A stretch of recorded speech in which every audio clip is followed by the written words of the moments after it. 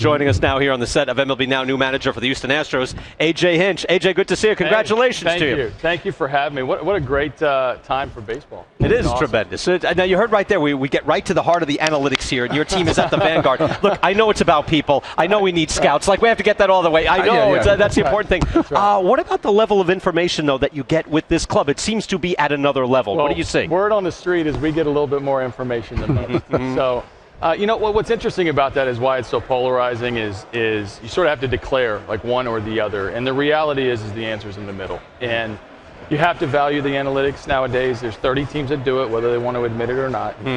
And for us, the people component matters too. So you balance that information. How you apply it is the real competitive advantage in my eyes in your decision making, whether it's in game or whether in Jeff's shoes where it's acquiring players. How have they approached you on it? Like, how is the information given to you, and then because now you have to give it now to your players or your coaches and then the players? No, I think that's exactly right. Is we obviously have a department that provides all the information that we need. I absorb that. We hand it to our coaching staff, who then hand it to the players. So it's a way to try to find that competitive advantage. The bottom line is this can help you win. And if it help you win, gain a small competitive advantage, why wouldn't you want to use it? Why wouldn't you want to factor it in your decision making?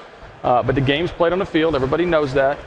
What our job is to try to put them in a position to be successful.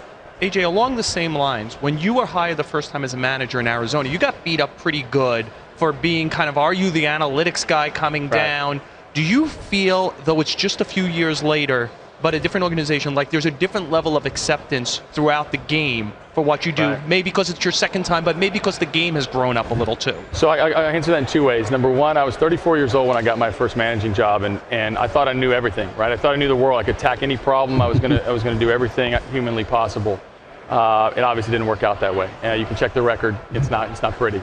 But the reality is I also played. And I always felt like people glossed over the fact that I spent a lot of time in a major league dugout on a major league team, and certainly the angst around my first time through the manager's chair does not exist now. There's been a lot of guys come behind me that have had the opportunity that without coaching experience like I was.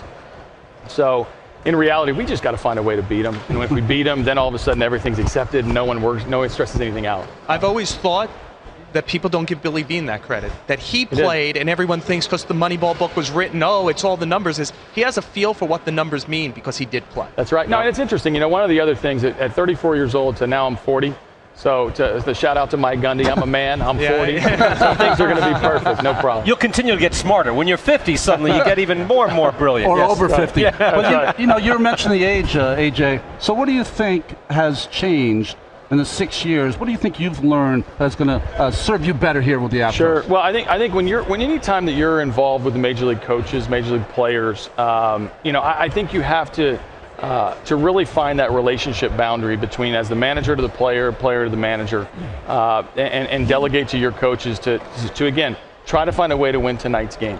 And so much of that is absorbing information from the front office. So much of that is trying to push the right buttons, learn the personalities of the players that are on your team. But at the end of the day, go compete. Go get on the field, go compete, your guys against their guys, bring a culture together. I learned that here in San Diego. Bud Black is a terrific person at developing a culture. Rick Renneria, Dave Roberts, guys that on the coaching staff in San Diego that I was around for those 6 years, really did teach some lessons that I'm going to bring with me to Houston.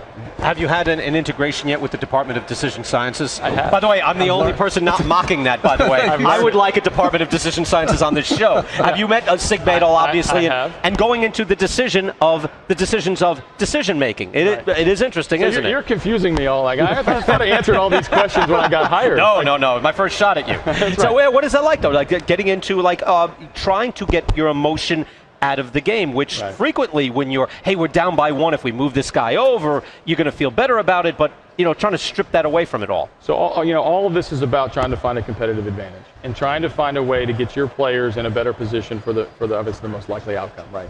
Now, you factor that in as to what your players can do and how often they can do that, and then apply it to your decision making on the field. So again, like the field, the decision science department, all the stress and anxiety that comes around that, it makes me laugh because it's all information trying to help us win, which is what the Houston Astros need to do more often.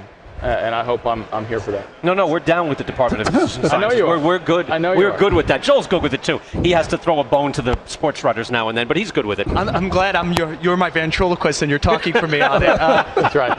That's right. AJ, you did talk about winning more games. Obviously, the team has done a lot of losing, has gotten the #1 pick a lot recently. We've asked a lot about the Department of Information Scientists and all that. What are the Astros doing to get better on the field, and how good do you think they could be in 2015? So part of that's going to be really build on the successes that happened last year. There's 19-win improvement. Everybody's talked about that. Still 20 wins shy of the big number of 90 where you're really trying to get to get into October.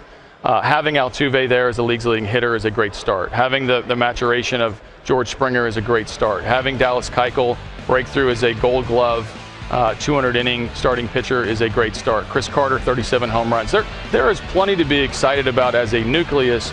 Now it's about how we're going to build that, watch the minor league system mature a little bit, add to the major league product, and in this game you just got to win more. And win more, and people jump on board. All right, AJ, good having you here. My pleasure. Good talking Thanks for to you. having me. We enjoyed that. Tell Sig we said hello. I will. We're down with that.